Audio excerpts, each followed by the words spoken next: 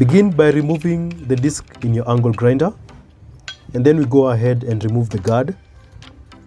Place them safely away, and then we are going to install our backing pad that have to have a hoop and loop or Velcro on one side.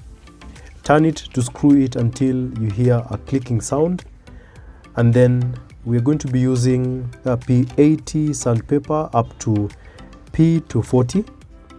Remember, it doesn't matter which grits that you use, just begin with the roughest one and end with the smoothest. Remember, when you're sanding, not to stay so long in one area, otherwise you'll get dents, as the angle grinder is rotating at a very fast rate. The angle grinder I have does not have speed control, so it just has one speed, which is 12,000 revolutions per minute. So you have to go from one place to the other in quick succession.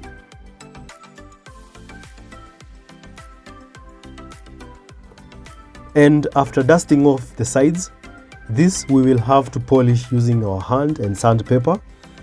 But if you have an electric sander that can do the sides, then use the electric sander. But in this case, we are going to use the hand, and the same process of from the roughest to the softest sandpaper.